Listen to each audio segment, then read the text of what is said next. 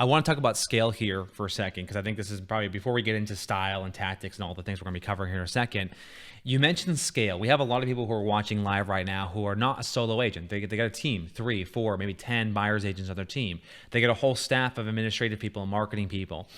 Those individuals, you covered this in the book, and I think it's worth bringing up. You had this case study where you worked with a team that had 40 salespeople who sent, on average, 20 videos per day.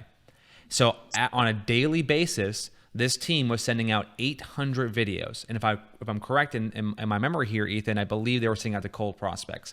I want people to understand scale, because this is something you've brought up a couple times. Video is a way to scale face-to-face. And as Chris said, we're moving from B to B to F to F. So video is a way to scale face-to-face. What happens when you're able to do this effectively? Because I thought that case study was absolutely brilliant.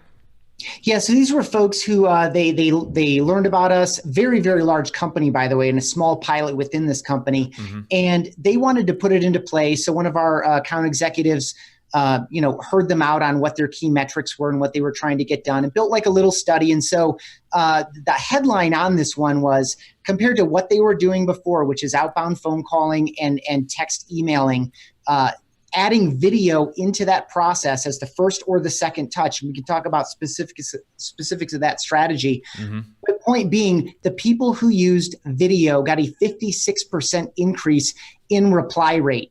And these were people who were on a freemium service, mm-hmm. and they were reaching out to try to get them to upgrade into a paid service. So not 100% cold, but I would assume that most of the cold stuff that an agent listening to this is going through isn't truly cold, right? It's someone that, registered on their website or, inquired on one of their listings or something. Sure. It's not completely cold. You're not just straight sending emails off into the void because you bought a list. And if you're doing that, by the way, that's just, I would discourage that in general. I don't think mm-hmm. it's a great use of your time, but they were able to get reply rates up. And so when you walk all of that out and you say, okay, if I can increase my reply rate, I'm going to increase my appointments set, period. Like if that rate stays the same, I'm going to be setting 56% more appointments. Mm-hmm.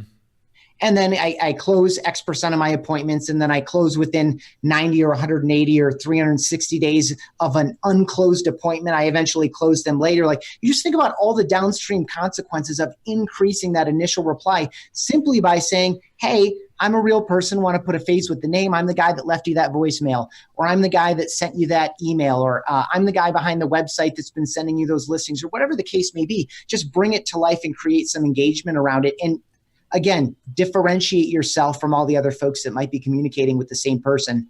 Yeah, Jimmy, let me give two follow-ups here. I was listening to Ethan. Like I said, I'm taking notes. I don't know if people believe me when I say that, but I'm taking notes. Is that a picture? I do drawings when I do notes, and I'm afraid to show them. So there's two things I wrote down. Number one is there's a metric in marketing that no one talks about. Mm-hmm. And it's one of the most important metrics of all time. The challenge is most technology doesn't track it, right? Mm-hmm.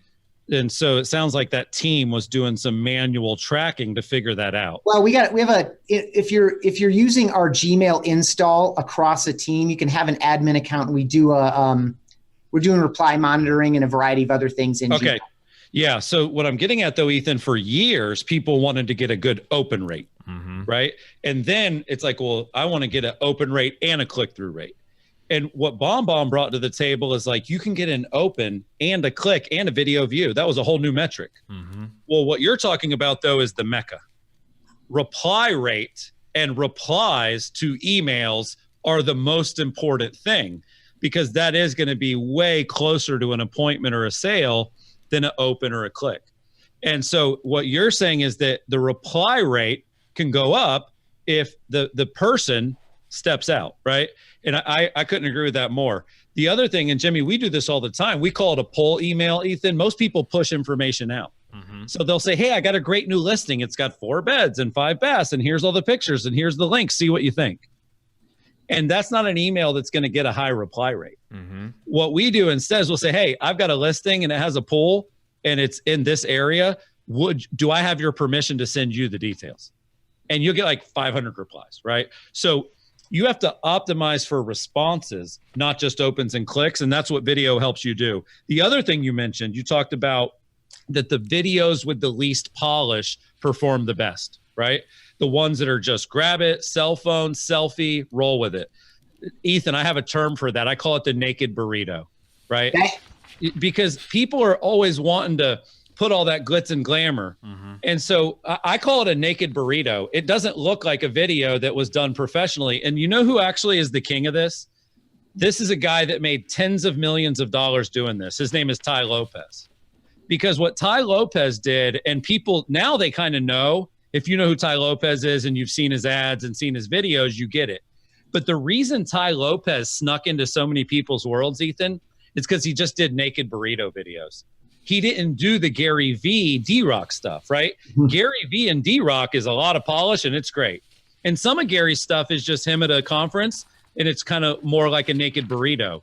But that when a video is just a selfie and you're just talking and there's no embellishments and there's no add-ons, it doesn't feel like an ad. It doesn't feel like a desperate cry for help. It actually makes you want to reply more. So I think the naked burrito concept is something everyone should implement because it's also quicker to get out the door.